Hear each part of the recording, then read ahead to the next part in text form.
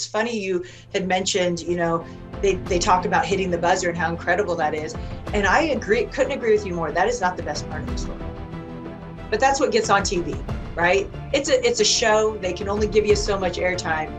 But I remember being asked that when you actually have time to talk. And I think it was on Kelly Clarkson, she'd asked me, but I also think it might have got edited on that too, of like, what did it feel like hitting the buzzer? Like, I thought, I don't know if you really want to hear my answer.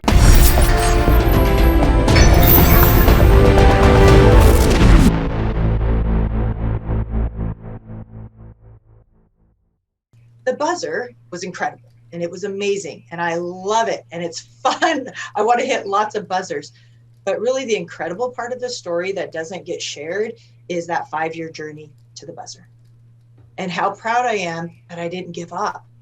Multiple times it would have been so easy to go, hello, this is not working out. I need to give up on this. But as I got deeper into it, because initially I think it was just like, oh, this is fun. I think I could do this. But as I got deeper into it, I thought, holy cow, this is a platform. And if I had hit the buzzer my first season, I wasn't in a place healthy enough where I would have shared my story. I would have hit a buzzer. It would have been cool, but it never would have had the impact that it's had now. 5 years down the road and 5 years of growth, the timing, it's just unbelievable. Because at that point, when I hit the buzzer, that was when I first got to the point when I was like, I am going to share my story now. It needs to be heard and it's going to make a huge difference and a huge impact. So had I hit the buzzer seasons 1, 2, or 3, nothing would have happened.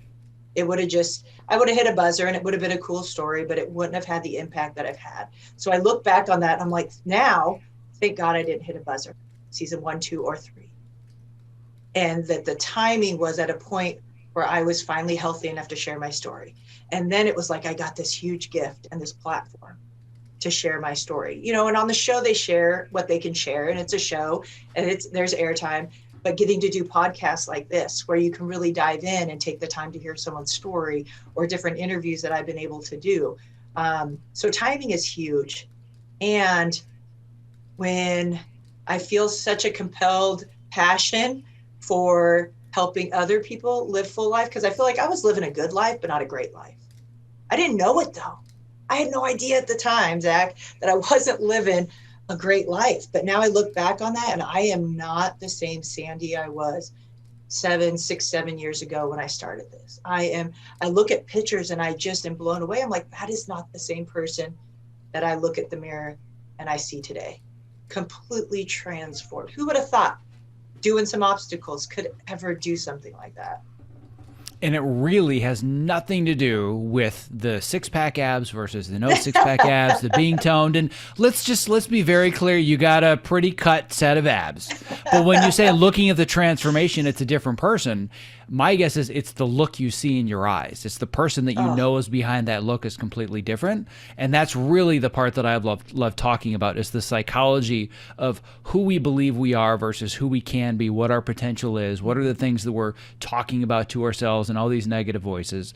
And I've shared this story before, and I'll just kind of briefly go through it again. But for me, realizing that this was something I wanted to do, that was when my life changed. Not because I've been training for 4 years now and I get to work out with Tony Horton and I've now been in one of his workout programs and all that's great. But it was the moment I decided to go after the goal, that was when my life shifted, because my perspective shifted. And when I first started watching American Ninja Warrior, going back to you talking about the buzzer, I had a whole bunch of people, just because I've always done like obstacle course races and I've always kind of been known to be the person that tries crazy stuff. I kept getting email after email from either friends or people that were listening to the podcast. Hey, dude, you should totally do American Ninja Warrior. I'm like, I don't know what that is. Is that like a show or a competition? Like, what is it? Didn't even know. So I wasn't introduced to it until like season 7.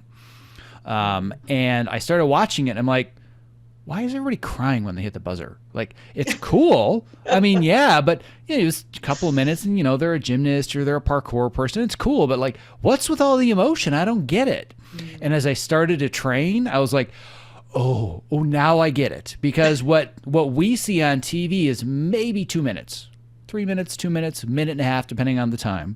But what we never see, and I'm not saying this just for Ninja Warrior, but for anybody that's on the outside looking in on somebody you admire where you want to look at the goals, all you see is the result. Somebody won the Oscar. Somebody hit the buzzer. That's awesome.